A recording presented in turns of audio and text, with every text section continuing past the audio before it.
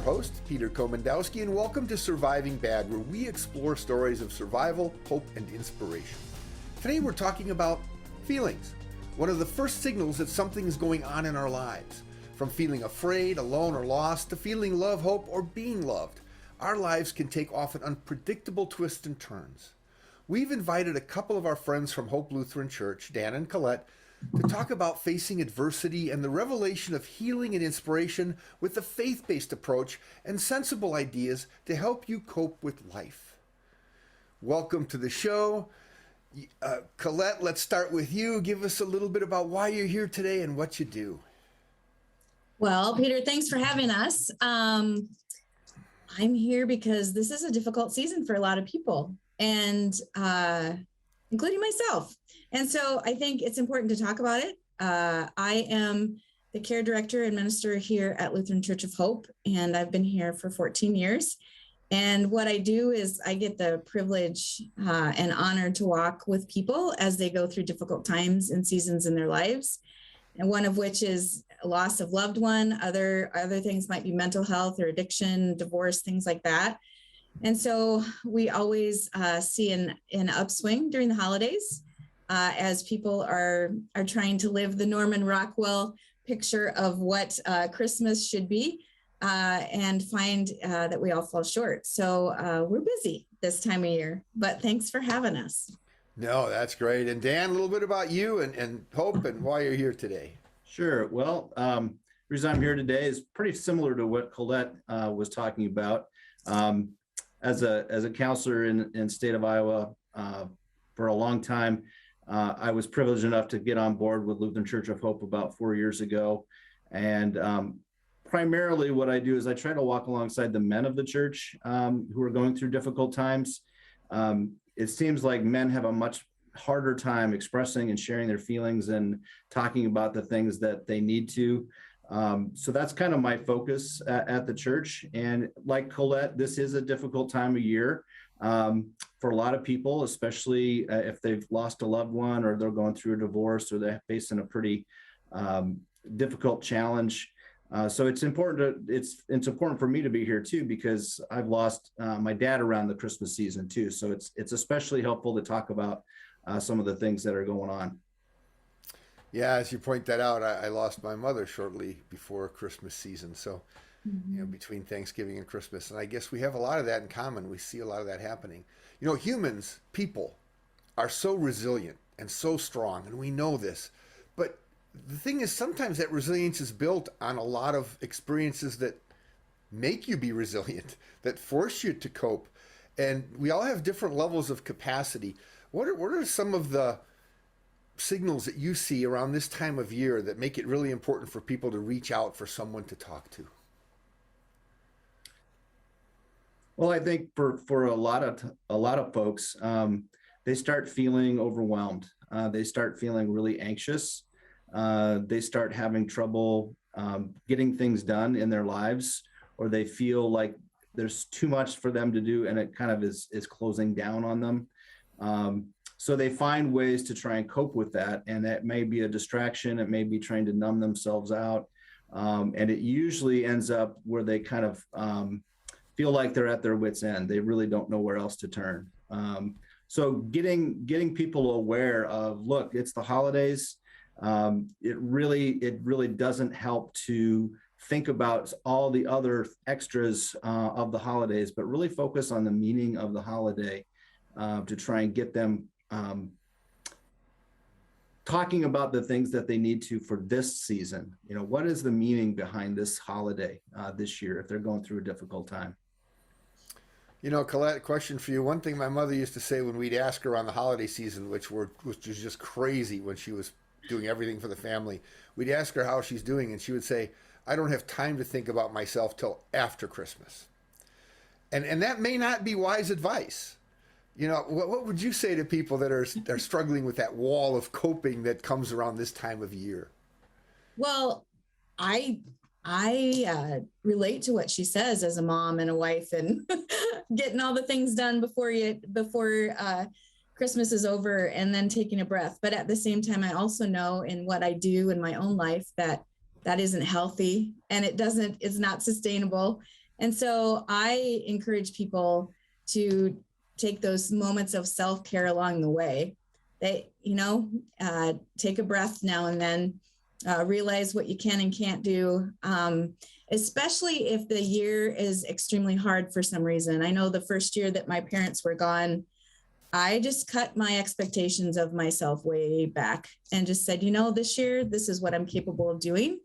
And so not all the cookies got baked and not all the presents got bought, but we did what we could and we had to be okay with that. And so I think it's really important, especially this year and last year with COVID mixed in, and the isolation people are feeling and the anxiety levels that are up in our world. I just really think it's really important to find gaps and spaces.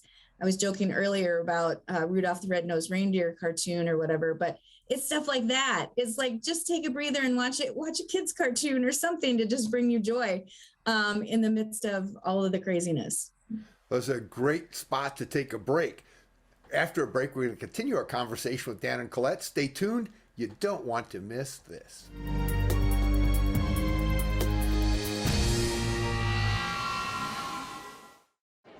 The black truck? Hey, Christina from accounting. Yeah, hi. Hey, I used to date a girl named Christina. Oh, really? Yeah, and then she dumped me for my best friend. You want to see some photos of them that I took? I don't. I thought we talked about this, buddy. Buzzed and overshared again? Yeah. Yeah. I'm gonna call a car. That's a smart idea. So yeah, I know, that's why I did it. Hey, you're gonna get back to the top of the mountain. Does that mean I'm gonna get back with Christina? No. Oh. No. While a lot is changing in our world, at MediaCom, our focus remains the same, making sure you have the fastest, most reliable connection possible. During this critical time, we know your needs are changing. You may be working or learning from home, relying on telemedicine, or finding new ways to keep everyone entertained. If you need more speed, call or go online, and MediaCom will double your speed immediately for as low as $10 more a month for 1 year. Every second, 127 new devices connect to the internet. You can feel it happening, our digital world expanding with every breath. We're entering a whole new era of connectivity, and MediaCom will be ready to power it with one of the nation's first 10G platforms. We'll be bringing you more speed, more capacity, more security, and the power to do more than you ever dreamed possible.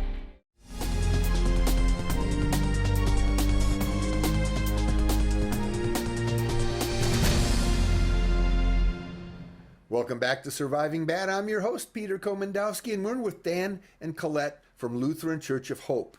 And we're talking about this journey called life. And as wonderful as this journey is, there are challenges. Now, Colette, we were talking in the break. This is an interesting time because it's about faith. A lot of it's about faith and tradition. But yet we're doing so much things with stuff and things. That sort of makes it complicated. One of the highest religious times of the year, and yet we're distracted from it. How do you cope with that? That's a really good question, and actually something that a lot of us around here have been talking about when it comes to this season of Advent. When you look at what Advent means, it is a slowing down and a waiting for. And so it's very interesting because in our society, we do quite the opposite of what Advent is calling us to do. And so some of us around here challenge each other in that and say, when was the last time?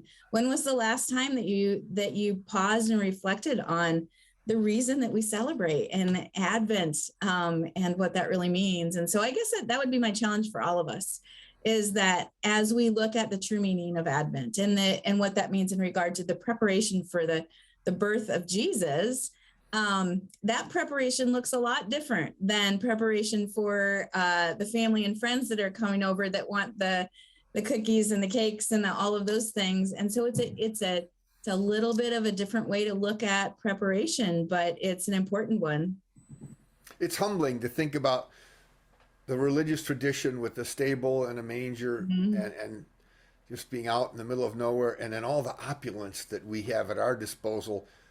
And I wonder sometimes if we don't use a lot of that opulence and excess to hide some of the spaces that we need to work on inside. Dan, what are your thoughts? Yeah, I think, a lot of times we use a lot of things to distract ourselves. We numb our pain from a lot of different things. We work too much. We get overly busy. We might use alcohol and drugs. We spend too much money. We overeat. We do all those things in an attempt to try and make us feel good. But the Bible really cautions us against trying to replace God with anything else but him. What ends up happening is that we get unbalanced, we get unhinged, we feel less alive than we do if we make our focus on who God is in our lives and why it is important that we connect with him, but also really love on other people. My favorite holiday is actually Thanksgiving because it kicks off the whole season. But it's really about gratitude. It's really about expressing, not just saying that we're thankful, but how do you express gratitude? How do you really walk that out in your life? And then the rest of the holidays kind of follow that same theme, that we get gifts, right? We get gifts at Christmas, but we also give gifts. And then the New Year is really all about, okay, there's this newness, there's this freshness, there's this getting to restart, reconnect, reconciliation, all those things that we're hoping for in the new year. So I think if we look at the holidays in succession and just exactly what they are all about, and keep that at the core of what it is that we're about, that focus on stuff kind of takes a back seat, or easier to take a back seat. One thing that I hear from talking to people is that there's a lot of insecurity. It doesn't matter where you are economically, but are you giving enough? Are you giving the right gifts? Are you giving them that they want? And then so a lot of times it stimulates people to excess. Mm-hmm. But yet we feel as if we're not doing our best if we don't give enough. Mm-hmm. What do we know from the teachings of Christ that might help understand that relationship and take some of that burden of that guilt off of us? That's a really great question. God actually teaches us that he asks us to be cheerful givers, to give from a heart of cheer. And when I think about that, I'm one of those people that my love language is gift giving. And so it's really hard for me not to just go over the top in loving people really well by buying them all kinds of things. And at the same time, realizing that God calls us to be good stewards of what we've been given. And sometimes that means, putting a halt on the credit card and the checkbook, and also not giving out of obligation, but giving from a cheerful heart. And so those are a couple of things that come to mind in regard to this time of year for me, at least. Dan, I don't know if you have anything else. Well, Dan, I have another question. What about people that did spend too much? And so now they're living with the anxiety that they've got this bill, it's going to come to pay. Mm-hmm. What kind of coping strategies, and what does the Bible tell us about that when you have that burden of debt?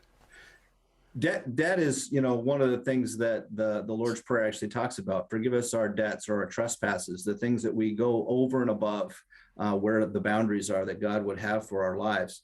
It really comes down to a point of, okay, how do I begin to walk out that reconciliation and that repair that I need to do? I need to humbly ask. I need to admit that I'm in trouble, number one. And then number two, I need to go to other people who maybe have some better expertise at getting ourselves out of that kind of trouble. Because the thinking that creates a problem can't get us out of that problem. We need to find some other source than our own thinking a lot of times. And so that's why one of the things we try and talk about sometimes here is our class called Financial Peace University. There's other kinds of things, but that's certainly one of them. That's great stuff. After a short break, we're going to ask Dan and Colette to talk about, how they're inspiring hope and change and some of the stories and programs that are testimony to their work. See you all after the break.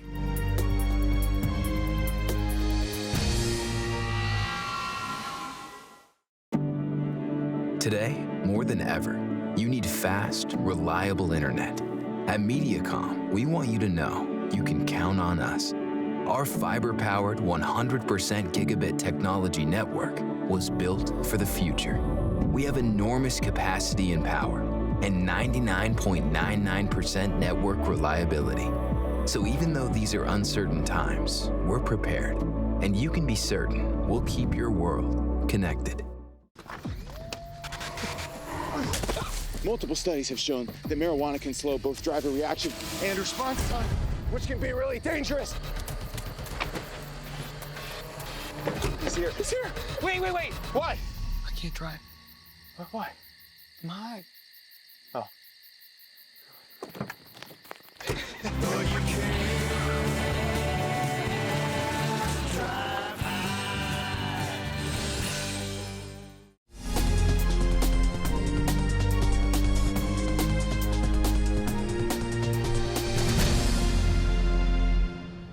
Welcome back to Surviving Bad. We're talking with Dan and Colette about faith, healing, inspiration, and hope, all parts of that important journey called life.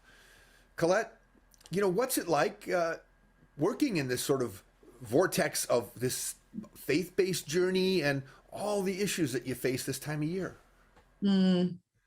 Well, it's a challenge and a blessing. And so I guess too, I would say as we talk about all of these things that come so naturally to us, our faith, and they come naturally now, but they didn't always.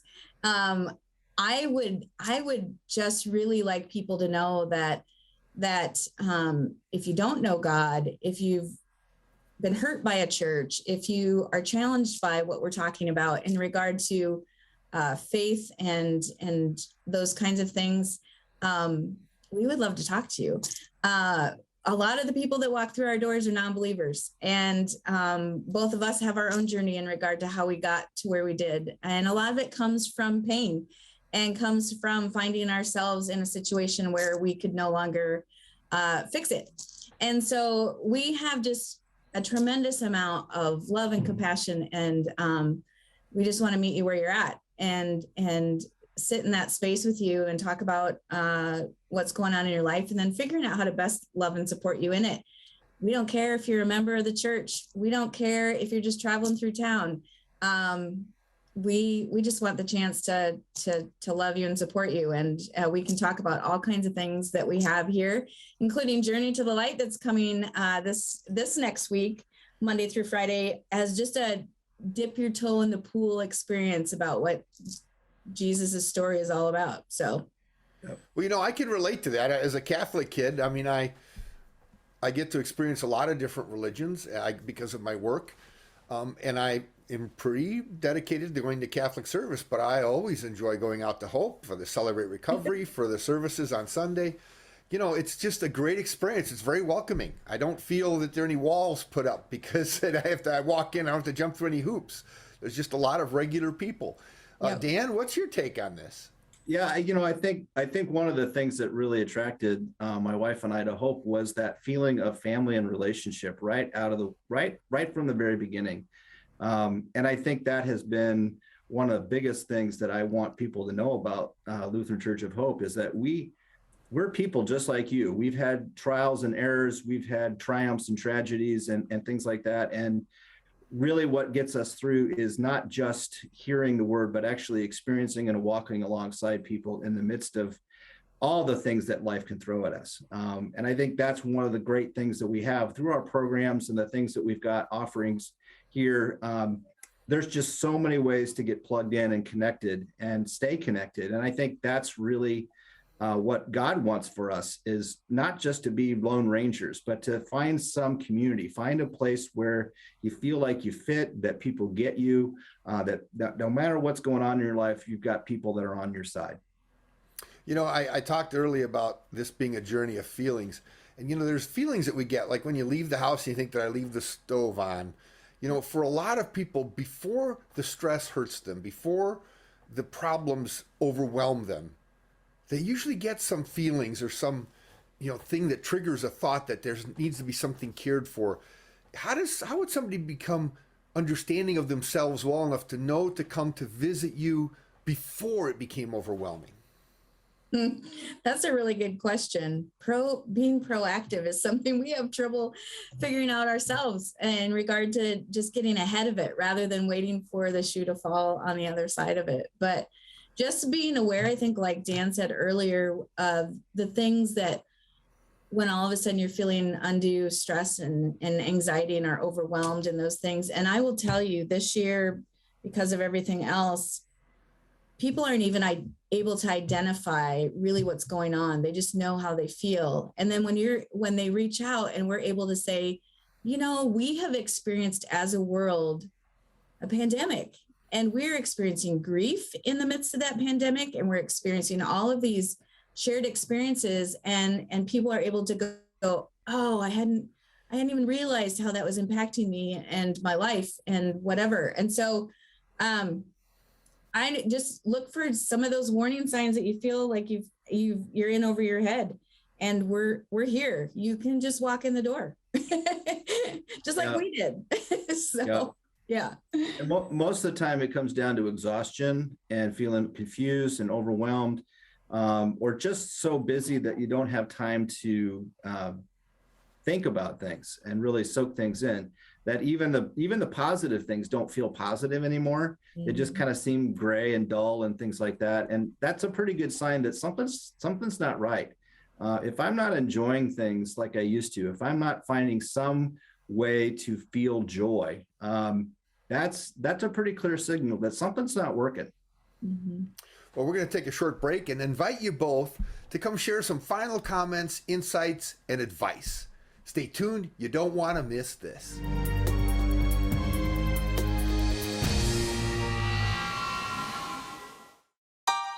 Every second, 127 new devices connect to the internet. You can feel it happening. Our digital world expanding with every breath. We're entering a whole new era of connectivity, and MediaCom will be ready to power it with one of the nation's first 10G platforms. We'll be bringing you more speed, more capacity, more security, and the power to do more than you ever dreamed possible.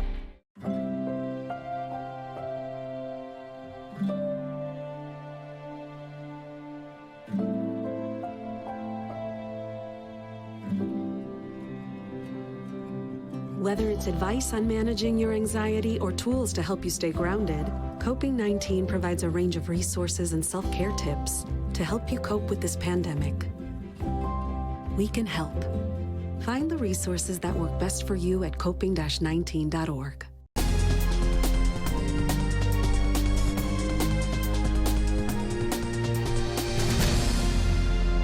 Welcome back. Today on Surviving Bad, we're talking about faith as a vital component of negotiating the twists and turns we encounter in life, sometimes called adversity.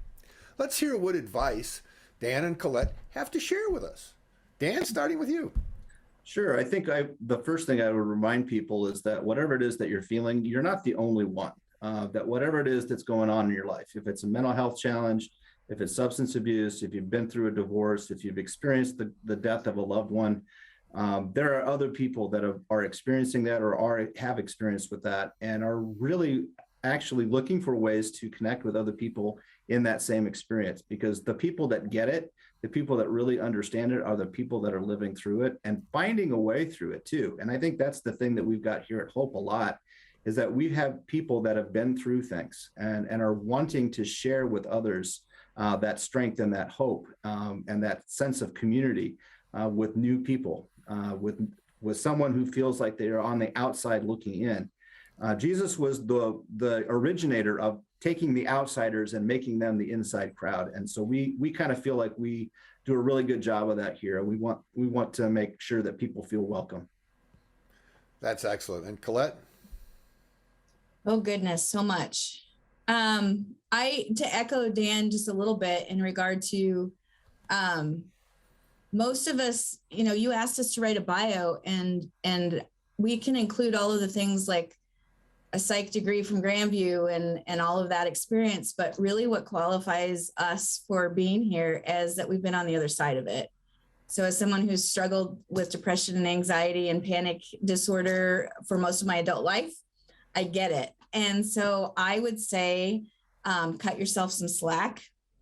Realize you're not alone and that there's help and that there's a lot of resources and we know how hard it is to reach out, but we're here on the other end of the phone, just waiting. Yeah, just You waiting. know, on another note, I have a fire extinguisher in my house, not because I'm planning on a fire, but I know it's good. At Hope, when I've been there for services on the weekends, there are a lot of young people. And they're probably not they don't have the lifelong experience with problems.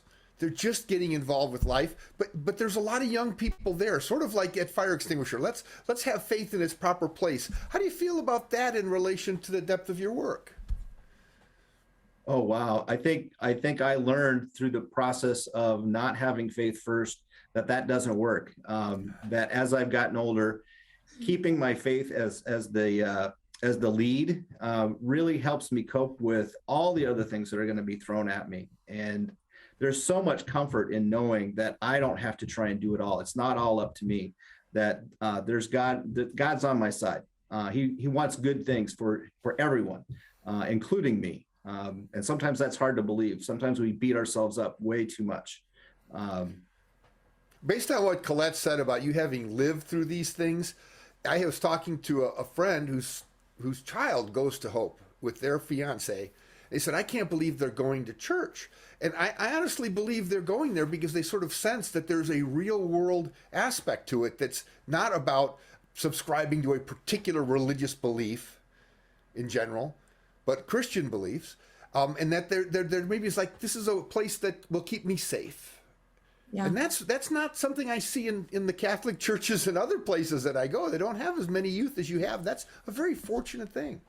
Yeah, we are blessed. I think it's because if we follow God's first commandment, and that is to love first, the rest of it will catch up with us. And so if we start there, and that's what we try to do, love in the midst of the pain, love in the midst of the heartache, love in the midst of the chaos, then it all falls into place the way it's supposed to. So and love in the midst of big questions too. We're not afraid to answer big questions, like how come and why and what about this and how about that. We're really interested in talking about the big things. We've got a program called Alpha that we encourage a lot of people to take. And it's asking questions. It's actually talking about some of those bigger questions that life throws at us. I think that's fantastic. And I thank you both for joining us today. And I thank our viewers for joining us today. We hope this helps you throughout the holiday season.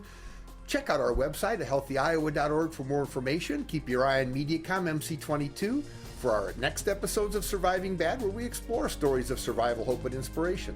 On Mediacom MC22, your local programming leader.